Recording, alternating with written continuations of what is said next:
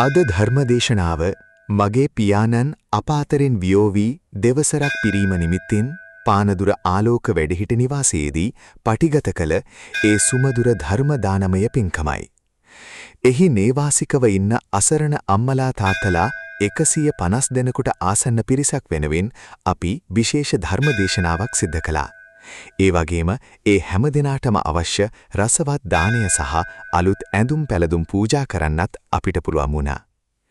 ඉතින් අවසරයි වැඩිසිටින අපේ පින්වත් ඉන්ද්‍රනන්ද ස්වාමින් වහන්සේට. ධර්ම දේශනාව ආරම්භ කිරීමට හැම දිනම සාදුකාරයක් දී নমස්කාරය කියන්න. සාදු සාදු සාදු. නමෝ තස්ස භගවතෝ අරහතෝ සම්මා සම්බුද්දස්ස. නමෝ තස්ස භගවතෝ අරහතෝ සම්මා සම්බුද්දස්ස. නමෝ තස්ස භගවතෝ අරහතෝ සම්මා සම්බුද්දස්ස. යම්පි බුද්ධං සරණං ගච්ඡාමි. ද්විතීයම්පි ධම්මං සරණං ගච්ඡාමි. द्वितीयम्पि संघं शरणं गच्छामि. तृतीयम्पि बुद्धं शरणं गच्छामि. तृतीयम्पि धम्मं शरणं गच्छामि. तृतीयम्पि संघं शरणं गच्छामि. පාණාතිපාතා වේරමණී සික්ඛාපදං සමාදියාමි. අදින්නාදානා වේරමණී සික්ඛාපදං සමාදියාමි.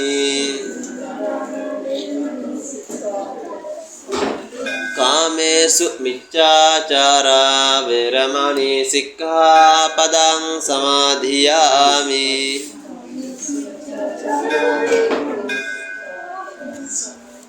මුසාවාදා වේරමණී සික්ඛාපදං සමාදියාමි.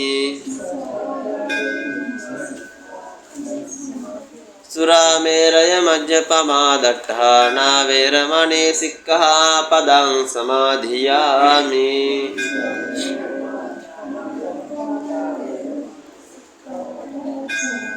තිසරණේන සද්දින් පංචශීලං ධම්මං සාදුකං සුරක්ෂිතං කତ୍වා ප්‍රමාදේන සම්පාදේත. සමන්ත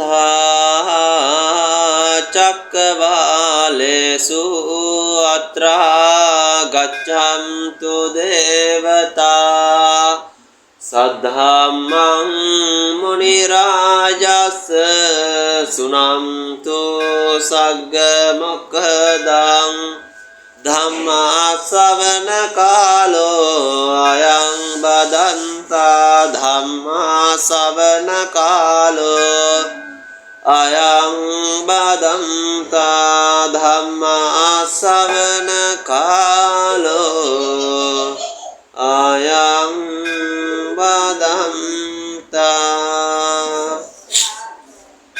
පුණ්‍යානි පරලෝකස්මින් පතිට්ඨා හොන්ති පාණිනන්ති. හොඳයි පින්වතුන් සියලුම දෙනාම තමන් විසින් සිද්ධ කර ගන්නට පුළුවන් පුණ්‍ය කටයුත්තක් සිද්ධ කරන්නට සියලු දෙනාම පැමිණලා යන අවස්ථාවේදී හැම දිනම මේ සියලුම කටයුතු වලින් බලාපොරොත්තු වෙන්නේ ඒ වියවන්නට යෙදුණු පියාණන් උපාලි අතුකොරල.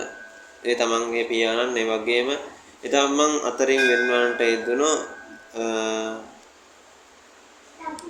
ඒ තාත්තම අවුරුදු දෙකක් සම්පූර්ණ වෙන එක ප්‍රධාන කොටගෙන භාර්යාව චන්ද්‍රා අතුකොරල ඒ මෑණියන් ඒ වගේම ශමිල අතුකොරල පුතුණුවන් ශිරාන් අතුකොරල පුතුණුවන් සහ නෑදෑ මිත්‍රයන් සීලොම දෙනා මේ අවස්ථාවට සම්බන්ධ වෙලා කටයුතු කරනවා. උපාලි අතුකොරල මහත්මයාගේ ඒ දානමය පින්කම කටයුත්ත වෙනුවෙන්. එතකොට ඔය කට්ටිය මේ වෙලාවට මේ සම්බන්ධ වෙලා නැත්තම් සීලොම දෙනා නිරන්තරයෙන්ම සිද්ධ කරගන්න හැම දිනාගෙම පින කුසලයේ වර්ධනය වෙන බුදුහාමුදුරුවෝ අපිට කියලා දුන්න මාර්ගයේ ගමන් කරමින් සිද්ධ කරන කටයුත්ත. සාමාන්‍යයෙන් අපේ මේ සිංහල සමාජය කියලා කියන්නේ ඇත්තටම මේ දර්ශනය බුදුහම කියලා කියන්නේ ಭಾರತයෙන් ඉන්දියාවෙන් ආපු දර්ශනයක්නේ. එතකොට ඊට කලින් මේ සමාජයේ තිබ්බේ ගස් ගල් වැඳපු අපි හැමෝම දන්න කතන්දරේ නේද? ගස් ගල් වැඳපු. එතකොට හැබැයි ඒ වගේ අර සාමාන්‍ය ටිකක් අර ප්‍රාථමික පැත්තට ගිහපු ඒ ජන කොට්ටාසයක් ඉන්දියට නමුත් අපේ මේ සිංහල මිනිස්සු තිබ්බ ලොකු ගුණාංගයක් තමයි අම්මා තාත්තා කියන පිරිසට ගරු කරන එක. ඒ වගේම නිරන්තරයෙන්ම මේ නෑදෑයෝ ගම් වාසීන් අසල්වාසීන් කියන මේ පිරිසත් එක්ක එකමුතුව ඉන්න එක මේ සිංහලයා කියන ජාතියේ තිබ්බ ලොකු ගතිගුණයක්. එතකොට ඒක මේ අමුතුවෙන් බුදුදහමෙන් ආපු දෙයක් නෙවෙයි බුදුදහම මගින් ඒක තවත් ශක්තිමත් වුණ කාරණාව තමයි සිද්ධ වුනේ. එතකොට ඔයත් නිරන්තරයෙන් මේ සිද්ධ කරන්නේ උපාලි අතුකොල්ල මහත්මයා ඒ තමන්ගේ ඒ පියාණන් ඒ වගේම එතුමන්ගේ පරලෝක ජීවිතය සපවත් කරන්න තමයි ප්‍රධාන කරගෙන නැත්තම් මේ කටයුතු සිදු කරන්නේ වසර දෙකක් නිමිති වීම අරමුණු කරගෙන.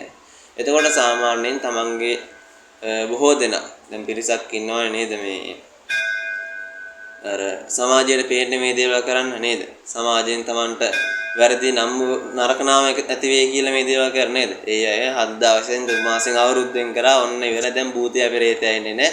ප්‍රශ්නයක් නැහැ කියලා පැත්ත කරලා ඉන්නවා. හැබැයි අපේ යුතුයකම වෙන්නේ ඇත්තටම අපි කරන කියන හැම හොඳ දේවල් කරන කියන හැම අවස්ථාවකම තමන්ගේ ඥාතියින් වෙනුනොත් ඒ පින් අනුමෝදන් කරන්න කියලා. බුදුහාමුදුර තිරෝකොණ්ඩ සූත්‍රයේ පැහැදිලි කරනවා තිරෝකොණ්ඩේ සුතිට්ඨන්ති සංගිස්දි සිංහාසකේ සුච්ච ద్వාරබාහ සුතිට්ඨන්ති ආගන්තවාන සකංගරම් කියලා. එතකොට බුදුහාමුදුරේ ගාථා පාඨයෙන් අපිට පැහැදිලි කරලා තිරෝකොණ්ඩ සූත්‍රයේදී මේ තිරෝකොණ්ඩ සූත්‍රය දේශනා කරන්නේ මේ බිම්බිසාර රජතුමාට. බුදුහාමුදුර මුලින්ම රජ කෙනෙකුට දේශනා කරපු සූත්‍ර දේශනාව. අන්න ඒ සූත්‍ර දේශනාවෙන් තමයි මුලින්ම මේ ඥාතීන්ට පින් අනුමෝදන් කිරීමේ ක්‍රියාවලිය ගැන සඳහන් වෙන්නේ. ඉතින් එතන බුදුහාමුදුර පැහැදිලි කරනවා තිරෝකුඩ්ඩේ සුතිට්ඨන්ති සන්දි සිංහාසකේ සුච ద్వාරබාහ සුතිට්ඨන්ති ආගන්තවන සකංගරම් කියලා.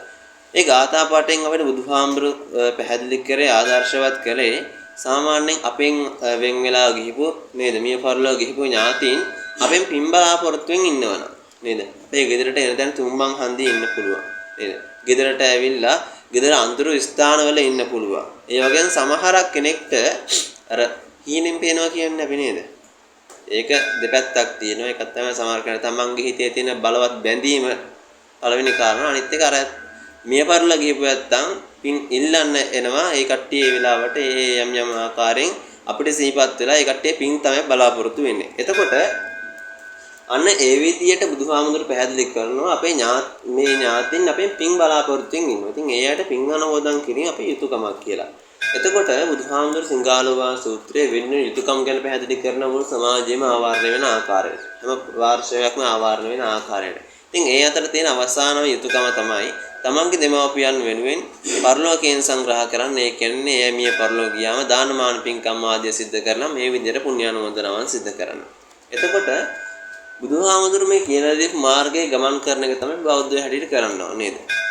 සාමාන්‍යයෙන් දානමාන පින්කම් කියන එක දැන් වර්තමාන කාලේ ගොඩාක් වෙලාවට ප්‍රතික්ෂේප වෙගෙන එනවා නේද? මේක කිසි ප්‍රතිඵලයක් නෑ. හරම මේ වෙන යම් යම් දේවල් හින්දා ඒ දේ ප්‍රතික්ෂේප වෙනවා. හැබැයි ඒවට මේ අමුතුවෙන් හාමුදුරුවෝ එහෙම නැත්නම් පොත්පත් කියලා අමුතුවෙන් උදාහරණ ගන්න ඕනේ නෑ. බුදුහාමුදුරු පිරිනමන පාල කොච්චර කාලයක් වෙනවද? අවුරුදු 2500 ගාණක් වල ගෙන මේ 600 ගාණ ගෙවිගෙන යනවා. එතකොට උන්වහන්සේලා මේ ලෝකෙ කී තැනක බුදු සත්කාර පවත්වනවාද නේද? දැන් ලංකාවේ විතරක් බලන්නකො නේද? අද මේ ස්ථානයේ දුන උදේට දවල්ට හවසට ඒ ගිලම්පස ඒ දානවිල හැම වෙලාවකම බුදු පූජාව තියෙනවා නේද? ඔය වගේ පන්සලක හැමදාම ඔය වත් පිළිවෙත් කළ බුදුහාමුදුරට වන්දනා කරනවා. ඔය වගේම බලන්න මේ ලංකාවේ පන්සල් කීක ඔය කටයුත්ත සිද්ධ වෙනවා. ඒ වගේම රුවන්වැලිසෑය ගන්නකො නේද? දවසකට මිනිස්සු කීයක් එතෙන්ට කියලා වන්දනාමාන කරනවද? මේ ලෝකේ ඉන්න අංක 1 ධනවතාටවත් ලබන්න බැරි සත්කාර සම්මාන බුදුහාමුදුර අදටත් ලබනවා. ඉස්සරහටත් එහෙමයි. ඇයි නේද? බුදුහාමුදුර පිරිනමන පාල කොච්චර කාලෙද? අවුරුදු 2000 ගණන් කියලා. ඇහැට ගණපු දැකපු මිනිස්සුද නේද? බුදුහාමුදුර ඇස් දෙකට දැකපු මිනිස්සු නෙමෙයි. හැබැයි ඒ බුදුහාමුදුර දන් දීලා පරිත්‍යාගය සිද්ධ කරලා නේද? දානය දාන පාරමිතා උපපාරමිතා පරමත්ත පාරමිතා වශයෙන් මේ දස පාරමිතාන් පරිපූර්ණ කරමින් උන්වහන්සේ මේ දානය ප්‍රගුණ කළා. මේකේ ආංශංශ පක්ෂයේ හැටියට තමයි අපි අද උන්වහන්සේට වන්දනාමාන කරමින් මෙන්න මේ පූජාවන් සිදු කරන්නේ. ඉතින් ඒ හින්දා අමුතුවෙන් සූත්‍ර දේශනා කිය අපි පැහැදිලි කරන්නත් අවශ්‍යතාවයක් නැහැ. ඔයත්තන්ටම අවබෝධ කරගන්න පුළුවන් ඒ තුළ මේ දානීය ආනිසංසයේ බලය කොයි වගේ ශක්තිමත්ද කියලා. එතකොට බුදුහාමුදුරෝ මෙන්න මේ දාන වේල් මගින් ආහාර වේල් හැම නැත්තම් මෙවැනි සංග්‍රහ කටයුතු සිදු කරන කෙනෙක් නේද? ඔයත්තන් ලැබෙන ප්‍රධාන ප්‍රතිලාභ කීපයක් පැහැදිලි කරනවා. දානං තානං මනුස්සානං දානං දුග්ගති වරණං දානං සග්ගස සෝපානං දානං සම්තිකරං වරං. දානං තානං මනුස්සානං කියලා පැහැදිලි කරනවා. ඔයත්තන්ට මේ දාණය රක්ෂණාවරණයක් විදිහට පවතිනවා. සාමාන්‍ය මේ රක්ෂණාවරණයක් කියලා කියන්නේ අපිට නේද අපේ ජීවිතේ කාර්යදරයක් වුණ වෙලාවට නේද අපිට පහසුව පිණිස අපේ යහපත පිණිස අපි වෙනම කරගෙන තියෙන දෙයක් නේද අපිට කරදරයක් වුණා අපි ඒකෙන් සල්ලි අරගෙන අපි ඒ අදාළ දේවල් කරගන්නවා. අන්න ඒ වගේ මේ දානයත් ඔයත්තට රක්ෂණයක් විදිහට පවතිනවා. ඒ කොහොමද? ඔයත්තෝ මේ ආහාරත් එක්ක මේ දේවල් එක්ක මේ දෙමව්පියන්ට පූජා කරන්නේ මොනවද? ආයුෂේ වර්ණේ සැපේ බලේ ප්‍රඥාව කියන මේ පංච බල ශක්තිය. එතකොට ඔන්න මේ පංච බල ශක්තිය ඕනෑම මිනිසෙකුට හෝ වේවා දෙවියෙකුට හෝ වේවා අනිවාර්යෙන් අවශ්‍ය වෙනවා. මිනිසෙක් විදිහට ජීවත් වුණොත් ආයුෂය කියන අනිවාර්යෙන් අවශ්‍යයි නේද? මිනිසෙක් විදිහට උප්පත්තිය ලැබලා නේද? අවුරුදු 30 40 මැරෙනවා හරියද? නේද? හොඳට හම්බ කරන අවුරුදු 20 25 වෙනකන් අවුරුදු 40 නිකන් මැරලා යනවා. ඒක හරියදම නේද? සාධාරණද? ඉතින් එහෙම නැතුව බොහෝ කාලයක් ජීවත් වෙන්න නේද? මිනිස්සෙක් හැටියට තමන්ට පින්දහම් සිද්ධ කරගන්න තමන් කැමති විදියට ඒ හොඳ දේවල් කරන යහපත් දේවල් කරන තමන්ගේ ජීවිතේ වර්ධනය කරගන්න ශක්තිමත් කරගන්න අපිට මේ ආයුෂය කියන දේ අත්‍යවශ්‍ය වෙනවා. දෙවි කෙනෙක්ටත් එහෙමයි. දෙවි කෙනෙක් කෙනෙකුට උපත්ති ලැබුවම ඒ දිව්‍ය ලෝකේ ඉන්න පුළුවන් ආයුෂ ප්‍රමාණයක්. මේ කට්ටියට ඒ කළා දෙන පින් අනුව තමයි ආයුෂ ප්‍රමාණය තීරණය වෙන්නේ. ඉතින් ඒ කට්ටියට දිව්‍ය ලෝකේ බොහෝ කාලයක් ජීවත් වෙන්න නම් මේ විදිහට බොහෝ පින් අත්‍යවශ්‍ය වෙනවා. එතකොට අන්න ඒ වගේ දෙපාර්ශ්වයටම ඊළඟ කාරණා පැහැදිලි කරනවා ආයුෂය වර්ණය. මෙතන වර්ණය කියන්නේ මේ ශරීර වර්ණය නෙවෙයි. ඒක දෙපැත්තට දෙවිදියක්. සාමාන්‍යයෙන් මේ බුදුහාමුදුරන් කාලේ මේ වර්ණ කියලා අදහස් කරේ කුලය. එහෙම නැත්නම් සමාජ තත්ත්වය නේද? අපි ඕනම කෙනෙක් කැමති නේද? හොඳ තැනක හොඳ තත්ත්වයකට යන්න. ඉතින් එන්නේ ඒ වගේ අපි උත්පත්තියක් ලැබුවොත් එහෙම හොඳ තරක උත්පත්තියක් ලබන්න වගේම අපිට හොඳ තත්ත්වයන් කරා යන්නට අවශ්‍ය වෙන දෙයක් තමයි මෙන්න මේ පින කියලා කියන්නේ. ඒ වගේ දෙවි කෙනෙක් විදිහට උත්පත්තිය ලැබුවා. බොහෝ දෙවිවරුන්ගේ එක එක දිව්‍ය තල අනුව වෙනස් වෙනවා. දෙවිවරුන්ගේ තියෙන එක එක මට්ටම්. දෙවිවරුන්ගේ ශාරීරික ශෝභාමානවත් ගතිය වෙනද ශරීරයෙන් විහිදෙන රශ්මිය අනුව තමයි ඒ කියන්නේ අපි සාමාන්‍යයෙන් කියන්නේ ලස්සනයි කියන කෙනෙක් තමයි ටිකක් සුදු කෙනෙක් නේද? ඉතින් ඒ වගේ ශරීරයේ තියෙන වර්ණවත් ගතිය අනුව නේද? වර්ණය වැඩි වෙන්න ඒ කට්ටියගේ දිව ශක්තිය වැඩි වෙනවා. ඒ කියන්නේ කට්ටිය උප්පත්තිය ලැබනකොටම උසස් දෙවි කෙනෙක් උප්පත්තිය ලබන්නේ සාමාන්‍ය අනිත් දෙවිවරුන්ට වඩා ශරීර ශක්තියෙන් වැඩි ඒ වගේම දිව්‍ය ආයුෂ ප්‍රමාණයෙන් වැඩි. ඉතින් ඒ විදිහට ලබනකොට ඒ කට්ටියගේ මේ ශරීර වර්ණයත් වැඩි වෙනවා. ඉතින් ඒ හින්දා දෙවි ලෝකයේ ඉපදුනොත් අන්න ඒ විදිහේ උසස් තත්වයක උප්පත්තිය ලබන්නේ.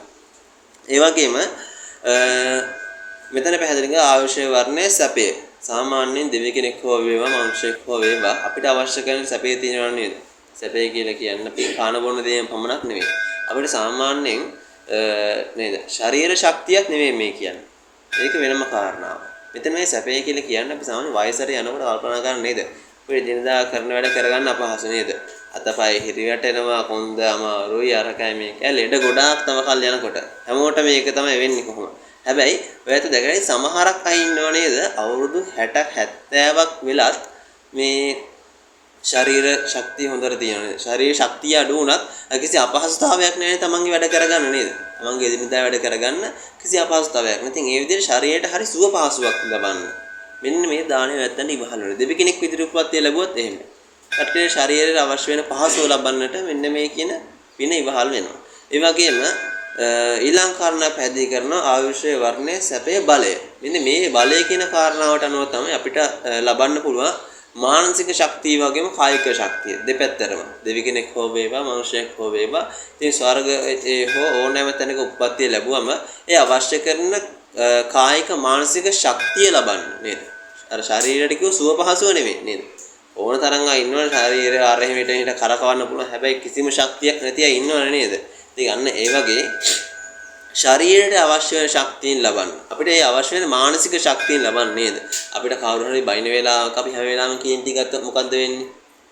අපි ඒ වෙලාවේ මොකක් හරි ගෙනන ගහලා හරි මොකක් හරි කරලා අපි අන්තිමේට වැරද්ද අපේ පැත්තට එනවා. ඉතින් යන්න ඒ වගේ හොඳ මානසික ශක්තියක් තියෙන්න ඕන අනිත්‍යයි කියන දේවල් ඉවසන් ඉන්නත් නේද?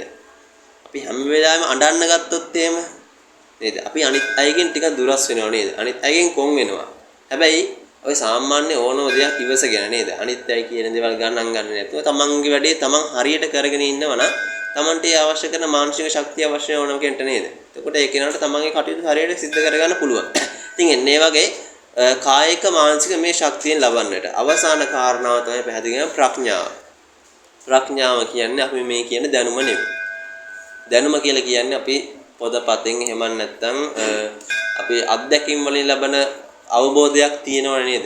මේ දේ කරා මේ දේ වෙනවා මේ දේ වෙනවා කියලා. අන්න ඒ ලබන අවබෝධය නේ. මේ ප්‍රඥාව කියලා කියන්නේ හොඳ නරක අඳුන ගන්න පුළුවන් හැකියාව. හැමෝටම බෑනේ නේද? කොච්චර මහාචාර්යවරු ඉන්දියාත ඒ කට්ටියට හැම කෙනාගේම හොඳ නරක වෙන් කරලා අඳුර ගන්න බෑනේ. හොඳ පුද්ගලයෝ නරක පුද්ගලයෝ අඳුර ගන්න බෑනේ. අන්න ඒ වගේ හොඳ ප්‍රඥාවක් ලබන්න. ඔකට සරලම උදාහරණය තමයි ඔයත් දැන් ඔය එක එක සූත්‍ර දේශනාවන් කතා ශ්‍රවණය කරලා තියෙනවා නේද? හාමුදුරුවෝ රහත් වෙන අවස්ථාන් පිළිබඳව. ඔයත් ඔයාලා අහලා ඇති සමහරක් රහතන් වහන්සේලා ඉන්න උන්වහන්සේලාට රහත් වෙන්න සාමාන්‍යයෙන් ධර්ම දේශනාව ගොඩක් ශ්‍රවණය කරන්න ඕන නේද? දැන් ඔය මේ ධම්මචක්කප්පවත්තන සූත්‍ර දේශනා කරන්නේ පස්වග මහණුන්ට. පස්වග මහණුන්ගේ මුලින්ම ධර්මය අවබෝධ කරගන්නේ ඒ කට්ටියගේ වැඩිමල්ම කෙනා මට නම් මතක නැහැ. අන්න කොණ්ඩඤ්ඤ. ඉතින් කොණ්ඩඤ්ඤ තාපසය තමයි මුලින්ම මේ ධර්මය අවබෝධ කරගන්නේ. හැබැයි අනිත් අය ඊට පස්සේ සෝවාන් සකෘදාගාමි අනාගාමි කියන තත්ත්වයන්ටපත් වෙනවා. එතකොට මේ ප්‍රඥාව වැඩි පුද්ගලයාට ඉක්මනට ධර්මය අවබෝධ වෙනවා. අනිත් අයට ධර්මය අවබෝධ වෙන ටිකක් වෙලා යනවා. නේද? ධර්මය කියලා කියන්නේ වැරදි දේ නෙවෙයි හොඳ දේ. අන්න ඒ වගේ හොඳ නරක මොකක්ද කියලා වෙන් කරගෙන අපිට අන්නේ හොඳ නරක කියන දේ අවබෝධ කරගන්න මෙන්න මේ දානය කියන කාරණාව ඉවහල් වෙනවා. මොකද ඔයත් මේ දෙමව්පියන් පූජා කරන්නේ මේ වගේ දේවල්. නේද? මේ ආහාරයෙන් අපිට මේ දේවල් යම් ප්‍රමාණයකට ලැබෙනවා. මේ දේ වර්ධනය කරගන්නත් උන් තමන්ගේ මහන්සියෙන් ප්‍රඥාව කියන දේ. හැබැයි ඒක නෙවෙයි ආහාරය කියන දේ අත්‍යවශ්‍ය වෙනවා. එතකොට අන්න ඒ විදිහට මෙන්න මේ පංචබල ශක්තියෙන් මේ දෙමව්පියන්ට පරිත්‍යාග කරනවා පූජා කරනවා වගේම නැවතත් ඔය ඇත්තන්ට මේ දේවල් ප්‍රතිඋපකාර හැටියට ලැබෙනවා කියලා පැහැදිලි කරනවා. ඒ වගේම උන්වහන්සේ දානං තාන මනුස්සන එහෙම නැත්නම් මේ දානය නැත්නම් රක්ෂණාවරණයක් කියන කාරණාව පැහැදිලි කරනවත් එකම ඊළඟට පැහැදිලි කරනවා භාග්‍යතුන් වහන්සේ දානං දුග්ගති වාරණම් කියලා. ඒ කියන්නේ නැත්නම් දුගතිය වළක්වනවා. සාමාන්‍ය හොඳ නරක අඳුර ගන්න කෙනෙක් වැරදි කරනවද? නෑ. පව් වැඩ කරනවද? නෑ. එතකොට අපි සාමාන්‍ය පව්කම් කරොත් වැරදි වැඩ කරොත් තමයි අපාය උප්පත්තියෙන් ලබන්නේ. එහෙම නැත්නම් අපි වැරදි නරක තැන්වල උප්පත්තියෙන් ලබන්නේ. පෙරේතය භූතය වෙන්නේ අපි වැරදි වැඩ කරොත් වැරදි අදහස් ආවොත්. එතකොට අර විදියට ජීවත් වෙන කෙනාට මෙන්න මේ විදියට කවදාවත් දුගතියක උප්පත්තියක් ලබන්නේ නැහැ කියන්නේ. මොකද වැරදි කරන්නේ නැති හින්දා. මොකද ප්‍රඥාව කියන දේ වර්ධනය වුණාම හොඳ නරක අඳුරගෙන අපි හොඳ දේනේ කරන්නේ නේද? වැරදි වෙන්නේ තමන්ගේ පව යටපත් වෙලා යනවා. පින කියන දේ තමයි ඉස්මතු වෙන්නේ. එතකොට අන්න ඒ විදියට ඔයත්තන්ට මේ දුගතිය කියන දේ වළක්වා ගන්න. ඊළඟ කාරණා පැහැදිලි කරනවා දානං සග්ගස සෝපානං කියලා. නෙවෙයි දානය ස්වර්ගයේ දිව්‍ය ලෝකවල ඉනිමගක් කියනවා. මම මුලින් පැහැදිලි කරා වගේ උසස් දිව්‍ය ස්තරවල උප්පත්තිය ලබන්න ඕන නේද? දැන් ඔයත් මේ දෙමාපියන්ට මේ පරිත්‍යාගයන් සිදු කරලා බලාපොරොත්තු වෙන්නේ මොකද්ද? සතුට. නේද? මේ නැත්නම් මිල මුදල් බලාපොරොත්තු වෙනවද නැහැ? ඉඩකඩම් බලාපොරොත්තු වෙනවද නැහැ? ඔයත් බලාපොරොත්තු වෙන්නේ මේ දේවල් පරිභෝජනය කරනවා දැකලා ඒ කට්ටිය මේ දේවල් භුක්ති විඳිනවා දැකලා ඔයත් සතුටක් බලාපොරොත්තු වෙනවා. අන්නේ සතුට තෘප්තිය තමයි පිනක් හැටියට අපි අනුමෝදන් කරගන්නේ. ඔයත්තන් තුළ සතුට වැඩි වෙන්නේ කොයි ප්‍රමාණයට ඔයත්තන් මේ දිවේවල් දිහා දැකලා Taman තුළ ඇති කරගන්නේ තෘප්තියේ සතුටේ ප්‍රමාණය අනුව තමයි මෙන්න මේ පින වර්ධනය වෙන්නේ. ඒකයි මෙන්න මේ දානමය පින්කම් වල තියෙන විශේෂත්වය. ඔයත්තන්ට හිතලා නේද? නැවත හිතලා ඔයත්තන් මේ පින වර්ධනය කරගෙන වැඩි කරගන්න පුළුවන්. අන්න ඒ වගේ පින වර්ධනය කරගන්න එක මගින් ඔයත්තන්ට මෙන්න මේ දාණය හරියට ඉනිමගක් වගේ හිටිනවා කියනවා. මොකද Taman කරලා තියෙන පින් ප්‍රමාණය අනුව තමයි තමන් උපදිනේ දිව්‍ය ලෝකයේ ස්තරය හෝ එහෙම නැත්නම් මනුෂ්‍ය ලෝකයේ ස්ථානයේ තීරණය වෙන්නේ. ඉතින් අන්න ඒ විදිහට උසස් තැන්වල උත්පත්ති ලබන්න හේතු වෙන දෙයක් තමයි මෙන්න මේ පින කියලා කියන්නේ. අවසාන කාරණාව පැහැදිලි කරනවා දානං සම්දිකරං වරම් මේ දානීය නැත්නම් සියලුම දෙනාටම නිවන සඳහා මාර්ගයක් විදියට භාග්‍යවතුන් වහන්සේ පැහැදිලි කරනවා. ඒකට සරලම උදාහරණය තමයි ඔයත් සාමාන්‍යයෙන් අපි ඔයත් විතර නෙවෙයි. වෘතක් කියන හැමෝම රහත් වෙලා නැති හැමෝම එදිනදා ජීවිතය ගත කරන්නේ කොහොමද? ලෝභ, ද්වේෂ, මෝහ කියන අකුසල මූලික ධර්ම. ඒක කාටවත් නෑ බෑ කියන්නේ නැහැ. මම සිල් රකින්නවා, මම අර විදිය මේ විදිය කියවට හැම දෙනාම තුළ ওই දේ තියෙනවා. ඕකට සරලම උදාහරණය තමයි හිතන්න අපි සාමාන්‍ය තමන්ගේ වාහනයක පාරක යනවා කියලා. පාර යනකොට අපි කල්පනා කරන්නේ මොකද්ද? අපි ඉස්සරලා යනවා නේද? අපි ටක් ගාලා යනවා. අපි අපේ වැඩේ කරනවා. සාමාන්‍ය අපි පාර හදලා වගේ නේද? සරලව අදහස කිව්වොත් අන්න ඒ වගේ අපි හරි ආත්මාර්ථකාමී සිතුවිලින් තමයි එදිනදා ජීවිතේ ගත කරන්නේ. අර ලෝභ, ද්වේෂ, මෝහ කියන අකුසල මූලික ධර්මات එක්ක. හැබැයි ඔයත් මේ පින්කම සිද්ධ කරනකොට ලෝභය, ද්වේෂය, මෝහය නේද? රැවටීම, මුලාව ඊට පස්සේ ඔයත්තන් තුළ තියෙන ලෝභය කියන කාරණාව නේද? වඩාත් ඇලීමට ලක් වීම මේ පූජා කරන දේවල් වලට ඊළඟ කාරණාව තමයි ද්වේෂය, තරහව. මෙන්න මේ කියන දේවල් යටපත් කරලානේ තියෙන්නේ නේද? තරහක් තියෙනවා මේ දෙපැත්තම පියන්නේ මේ දේවල් පූජා කරන්නේ නැහැ. මෝහය කියන්නේ රැවටීම නේද? රැවටෙනවා කියලා කියන අපි වැරදි වලට යොමු වෙන එක. ඔයත් වැරද්දක් නෙවෙයි කරන්නේ මේ වෙලාවේ. අනිත් අයගේ තමන්ගේ යහපත උදෙසා පවතින දෙයක් තමයි මේ සිද්ධ කරන්නේ. අන්න එතකොට ඔයත්තන්ට මෙන්න මේ තුලින් තමන් තුළ තියෙන මේ තෘෂ්ණාව කියන දේ යටපත් කරගන්න පුළුවන්. ඔයත් මේ තෘෂ්ණාව කියන දේ తాවකාලිකව යටපත් කරලා මේ දේවල් සිද්ධ කරන්නේ. තෘෂ්ණාව කියන අපි වඩාත් ඇලෙන එක නේද? ඔයත් මේ පූජා කරන දේවල් වලට තුන් හිතින්කින්වත් ඇලිලා නෙමෙයි පූජා කරන්නේ. නිරන්තරයෙන්ම මේ දෙමාපියන්ගේ යහපත උදෙසා එයත්තන් වෙනුවෙන් මේ දේවල් පූජා කරන්නේ. ඉතින් අන්න ඒ විදිහට ඔයත්තන්ට සතුටු වෙලා හිතලා බලලා මෙන්න මේ පිනක් අනුමෝදන් කරගන්න පුළුවන්. මේ සතුට හදයන් පුණායාදීති පුණ්‍ය චිත්තං පුණායාදීති පුණ්‍ය කියන ආකාරයට තමන්ගේ හිතේ හදවතේ ඇති වෙන සතුට තමයි පින කියලා කියන්නේ. එතකොට ඔයත් නිරන්තරයෙන්ම කරන්න ඕන වඩා සතුටටපත් වෙන එක. ඔයත් මේ පින්කම සිද්ධ කරන්නේ උපාලි අතකොරලා තමන්ගේ පියාණන්ගේ පරලෝක ජීවිතේ සැපවත් කරන. එතකොට වර්තමාන කාලේ වෙනකොට අම්මා තාත්තා කියන දේනවා ගොඩාක් ඉන්න දූ දරුවෝ අඳුරන්නේ නැහැ. ඇයි මේ වගේ වැඩිහිටි නිවාසයක් තියෙන්නේ? නේද? ඇයි වැඩිහිටි නිවාසයක් තියෙන්නේ? වැඩිහිටි නිවාසයක් තියෙන්නේ සමහරක් පිරිසක් ඉන්නවා තමන්ගේ අර අම්මලා තාත්තලා වෙනුවෙන්ම රාජකාරී සඳහා යොමු වෙලා ඒ අය මේ තැන් වලට යොමු කරනවා. ඒ කට්ටියට සාධාරණයක් තියෙනවා කියමුකෝ. නමුත් බොහෝ පිරිස නේද? අපි කොහොමද අම්මව බලාගන්නේ නේද? අපිට අපේ වැඩ කරගන්නත් නෑ. එහෙම කියලා හිතලා මේ දෙමාපිය මේ තැන් වලට යොමු කරනවානේ. හැබැයි අනාගතේ ඒ කට්ටියට වෙන්නේත් ඒකමයි. ඒ දූ දරුවෝ දකින්නේ ඒකනේ. තමන්ගේ අම්මා තාත්තා කරන දේවල් වලින් 100%ක්ම වගේ දූ දරුවන්ට යාභාෂය ලැබෙනවා. සමහරක් අය ඊට වඩා හාත්පසෙම වෙනස් දරුවෝ. හැබැයි බොහෝ දෙනාට අම්මා තාත්තා යාභාෂය ලැබෙනවා. එතකොට අම්මා තාත්තව අර විදියට කරනවා නම් නේ තමන්ගේ අම්මා තාත්තට ඒ විදියට කරනවා අනිවාර්යයෙන්ම ඒ ඊරණම අන්තිමට තමන්ටත් අත් වෙනවා. වැඩිහිටි නිවාස ඒක ඊට වඩා ප්‍රබල වෙන්නත් පුළුවන් නේද? වැඩිහිටි නිවාසයක නැත්නම් පාරේ කොහේ හරි දාලා යන්න පුළුවන් නේද? අපි ඕන තරම් ඔය ඉඳගෙන නැත්නම් එහෙම ඉන්නව නේද? ඉතින් අන්න ඒ විදියට අම්මා තාත්තගේ ගුණ හඳුනන්නේ නැති අම්මා තාත්තා කියන්නේ කවුද කියලා දන්නේ නැති ඒ වගේ පරපුරක් ඉන්න සමාජයත් තමයි මෙන්න මේ බිහි වෙලා තියෙන්නේ. එතකොට ඔයත් මේ විදියට මේ කටයුතු සිද්ධ කරලා තමන් බලාපොරොත්තු වෙන්නේ ඒ තමන්ගේ පියාණන් එතුමන්ගේ පරලෝක ජීවිතයන් සපවත් කරන. එතකොට අම්මා තාත්තගේ ගුණ හඳුනන සත්පුරුෂ පුද්ගලයන් හැටියට ඔයත් තමන් සලකන්න පුළුවන්. ඉතින් කල්පනා කරගෙන සිහිපත් කරන වැඩිදුර අනුශාසනා කරන් බලාපොරොත්තු වෙන්නේ නැහැ. මොකද ඔයත් පින්කම සිද්ධ කරන්නට මුරකොල්ල ඉන්න අවස්ථාවේදී මේ දෙමාපියන් වල මේ සංග්‍රහ කටයුතු මේ දේවල් සිද්ධ කරන්නේ.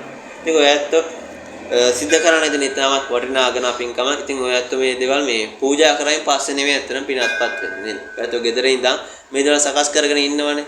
මේ දෙමාපියන්ට මේ දේ පූජා කරනවා කියලා අන්න ඒ අත්හැරීමේ චේතනාව මතම ඔයත් මේ පින කියන දේ ලැබිලා ඉවරයි. ඒක 아무තුම මෙතෙන්ට එලා පූජා කරන දෙයක් නෑ. එතකොට ඔයත් පින ලබාගෙන ඉවරයි. ඒ තමන්ට ලබා ගන්න පුළුවන් ආශිර්වාදය ලබාගෙන ඉවරයි. ඉතින් කල්පනා කරගෙන මේ සිද්ධ කරගත්ත අවසීලයෙන් පුණ්‍ය බල ධර්මයන්ගේ ආනිසංස බල ශක්තියන් වගේම පංචශීලයේ සමාදන් වෙමින් අනුශාසනාව ශ්‍රවණය කරමින් ලැබුවා වූ සියලුම ආනිසංස බල ශක්තියන් හේතු කරගෙන ඒ තමන් නම් මේ පරලෝ යන්නට එදුන මීට වසර දෙකකට පෙර වියෝවලන්ට එදුනේ උපාලි අතුකරලා තමන්ගේ පියාණන් ප්‍රධාන කොට වර්ග පරම්පරානුගත සියලුම ඥාතීන් මේ පින් අනුමෝදන් වේවා. ඔවුන්ගේ පරලෝ ජීවිතයන් සපවත් කර ගනිත්වා. යහපත් ස්ථානවල උත්පත්ති ලබත්වා. අවසාන වශයෙන් ඔවුන් පතන් අවබෝධීකේ නිවන්ම අවබෝධ කර ගනිත්වා කියලා හැමමඩලා පුණ්‍ය අනුමෝදනාව සිදු කරා.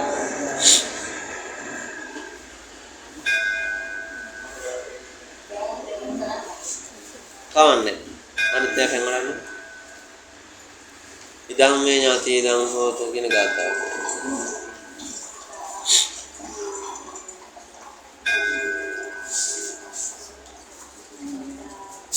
යතහායහ පුරා පරිපූර්ණති සහගරං එවමෙවයිතෝ දින්නම් පේතානං උපකප්පති උන්නමේ උදකං අඩ්ඩං යතා දින්නම් පවද්දති එවමෙවයිතෝ දින්නම් පේතානං උපකප්පති. ඉතිලා යනවා කරන්න.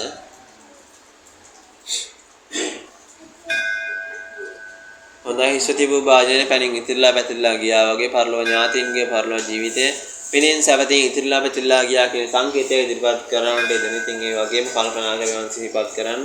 ඒ වෑණියන් චන්ද්‍ර අතුගෝල්ලේ චන්ද්‍ර අතුගෝල්ල ඒ වෑණියන් ඒ වගේම ශමිල අතුගෝල්ලේ පුත්‍රයන් ඒ වගේම චිරාන අතුගෝල්ල පුත්‍රයන් ප්‍රධාන කොටගත් පවුලේ වාසය කරන සීලොම දිනාට ඇති වෙලා තියෙන ඇති වෙන තියෙන සීල ග්‍රහ දෝෂ උපදින සියල්ලක් මුදුහරිමූත වේවා. ඒ මෑණියන් ප්‍රමුඛ කොටගත් සියලු දෙනාම කරන කියන සීලොම කටයුතුත් ඒ වගේම සියලු දෙනාගේම රැකී ආරක්ෂා ව්‍යාපාර කටයුතු දින දින සර්වාකාරයෙන් සාර්ථක වන්නට සියලු දෙනාගේ සීලොම කටයුතු සර්වාකාරයෙන් සාර්ථක කරගන්නට ඒ වගේම දූ දරුවන්ගේ අධ්‍යාපන කටයුතු සියල්ලක් සඵල කරගන්නටත් මේ සීලොම පින් ආශිර්වාදයක් වේවා. ඒ වගේම සියලු දෙනාටම දෙක් නිරෝගී චිර ජීවනයත් වේවා. ආයුර ආරෝග්‍ය භාග්‍ය සම්පත් භාවයේ සැලසේවා. අවසාන වශයෙන් ඔබ අප හැමදෙනා ප්‍රාර්ථනා කරන්නා උතුම් නිර්වාණ අවබෝධය සඳහා මේ සීලොම පින් අප හැමදෙනාටම පාරමිතා ධර්මයක් වේවා කියලා සාදු සාදු කියලා ප්‍රාර්ථනා සිදු කරගන්න ආශිර්වාද කරන හොඳ ගන්න.